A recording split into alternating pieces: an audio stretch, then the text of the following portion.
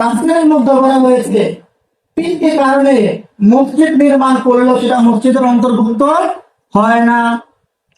এর মধ্যে এক নাম্বার হচ্ছে মসজিদান দিরারা, জিদের বশবর্তী হয়ে মুসলমানদেরকে ক্ষতি সাধনের উদ্দেশ্যে কোন ব্যক্তি যদি মসজিদ নির্মাণ করে ক্ষমতা দেখানোর জন্য, নিজের বাহাদুরি দেখানোর জন্য, কোন একটা মসজিদের মুসল্লিদেরকে আলাদা করার উদ্দেশ্যে কোন ক্ষমতাধর ব্যক্তি যদি মসজিদ নির্মাণ করে, তাহলে সেই মসজিদটা মসজিদের অন্তর্ভুক্ত হয় না।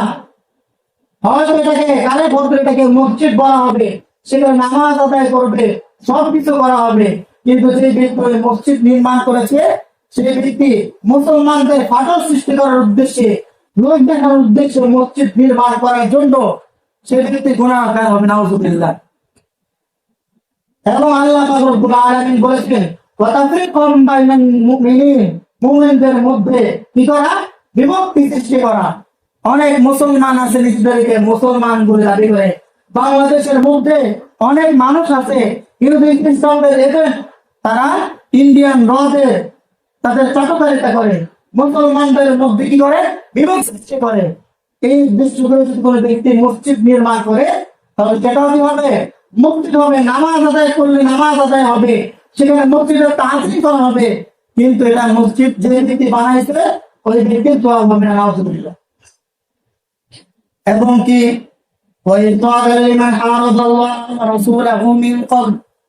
এবং ওই যে কাদিয়ানীদের মসজিদ, ওই কাদিয়ানীদের মসজিদের মধ্যে টিভি থাকে এবং মুসলমানদেরকে ধোঁকা দিয়ে তারা বলে আমরা আহমদিয়া মুসলিম জামাত। কি বলে? কাদিয়ানী না, আমরা আহমদিয়া মুসলিম জামাত। সর্বশেষ নবী আমাদের নবী রাসূল সাল্লাল্লাহু আলাইহি সাল্লাম সর্বশেষ নবী নয়। যে ব্যক্তি এটা বলবে সে কি মুসলমান থাকে? ওই সকল ব্যক্তিদের মসজিদ ও মসজিদের অন্তর্ভুক্ত নয়। কিন্তু আল্লাহর হাবিব সাল্লাল্লাহু আলাইহি সাল্লাম ওই মসজিদের জিরারকে ধ্বংস করেছিলেন। কিন্তু কোন ব্যক্তি যদি বর্তমান জামানায় এই উদ্দেশ্যে মসজিদ নির্মাণ করে, সেই মসজিদকে আঘাত করা যাবে না, সেই মসজিদে আগুন লাগানো যাবে না, সেই মসজিদ ধ্বংস করা যাবে না, সেই মসজিদকেও সম্মান করতে হবে। কিন্তু কথা হচ্ছে এই উদ্দেশ্যে মসজিদ তৈরি করার কারণে মুসলমানদের মধ্যে কি হয়েছে? ফাটল তৈরি হয়েছে।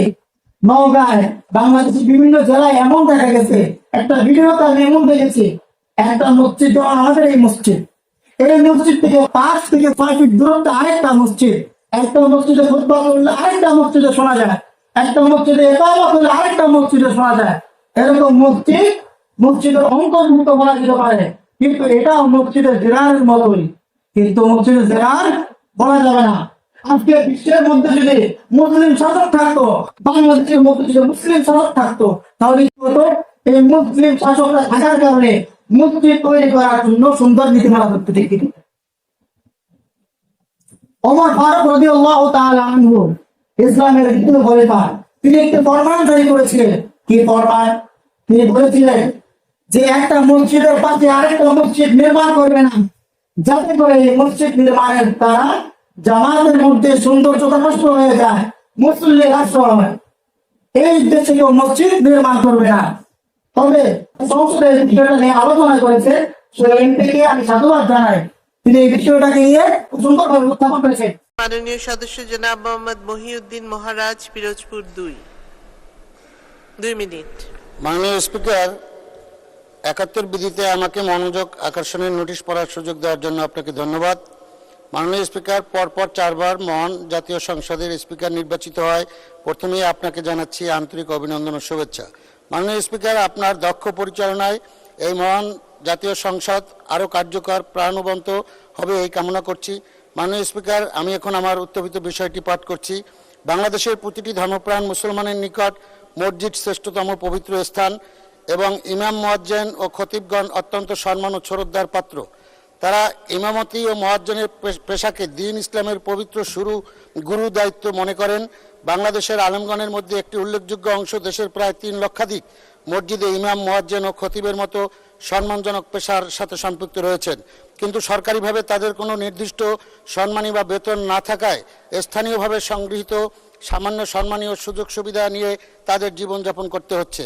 এতে তারা প্রতিনিয়ত অর্থনৈতিক ও সামাজিক সমস্যার সম্মুখীন হচ্ছেন। জীবনযাত্রার ব্যয় বাড়লেও সরকারিভাবে তাদের জন্য কোনো বেতন ভাতা বা সম্মানের ব্যবস্থা নেই। স্থানীয়ভাবে প্রদানকৃত সম্মানের পরিমাণও একেবারে সামান্য। এই দেশের বেশিরভাগ মসজিদ পরিচালনার জন্য কোনো সুনির্দিষ্ট নীতিমালা না থাকায় মসজিদসমূহ অনেক ক্ষেত্রেই পরিচালিত হচ্ছে পরিচালনা কমিটির খেয়াল খুশি মতো। আমাদের দেশের বেশিরভাগ মসজিদ কমিটি মসজিদের অবকাঠামো উন্নয়নের যতটা গুরুত্ব দেয়, ইমাম মুয়াজ্জিমদের বেতনের ভাতার ব্যাপারে ততটাই উদাসীন হয়। এমন বাস্তবতায় দেশের সকল মসজিদের ইমাম মুয়াজ্জিম ও খতিবগণকে একটা সম্মানজনক সম্মানী প্রদানের সুব্যবস্থা গ্রহণের প্রয়োজনীয় উদ্যোগ গ্রহণের জন্য মাননীয় ধর্ম বিষয়ক মন্ত্রী মহোদয়ের দৃষ্টি আকর্ষণ করছি। জয় বাংলা, জয় বঙ্গবন্ধু। যে মসজিদ নির্মাণ করার জন্য বর্তমানে কোনো নিয়ম নীতি থাকে না। আওয়ামী লীগের বিএনপির একটা কার্যালয় তৈরি করতে গেলে নিয়ম নীতি থাকে, ঠিক কি ঠিক না? ওই নেতাদের পরামর্শে জিনিসগুলো তৈরি হয়, কার্যালয় তৈরি হয়, কিন্তু মসজিদ তৈরি করার জন্য কোনো নীতি মানা লাগে না। আল্লাহ পাক রব্বুল আলামিন এই মসজিদের তৈরি করা এই চিন্তা ছিল থেকে আল্লাহ পাক রব্বুল আলামিন আমাদের সকলকে সকল বলে আমিন। এবং মুসলমানদের যে মৌলিক নীতি নির্ধারণ, যেভাবে মুসলমানরা একত্র থাকবে, যেভাবে মুসলমানরা ঐক্যবদ্ধ থাকবে, এই অন্তর্ভুক্ত হবে, সেভাবে মুসলমানদেরকে পালাতে হবে।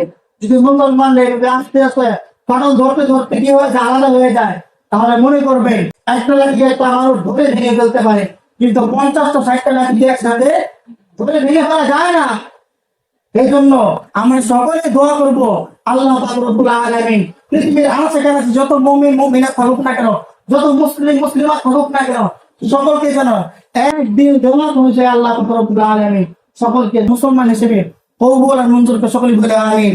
এবং সর্বাত্মক ভাবে আমি আপনাদের কাছে উদাত্তভাবে আহ্বান জানাচ্ছি, ইহুদি খ্রিস্টানদের যে প্রচলিত পণ্যগুলো আছে, যত রকমের পণ্য আমরা জানবো ইহুদি খ্রিস্টানদের পণ্য, আমরা এই পণ্যগুলো বর্জন করার আপনার চেষ্টা করব।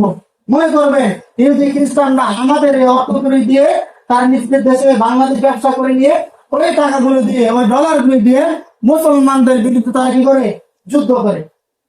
এই জন্য আল্লাহ পাক রব্বুল আলামিন আমাদের সকলকে ইহুদি খ্রিস্টানদের বিরোধিতার জন্য এই কাজগুলো করার তো সকল আমিন।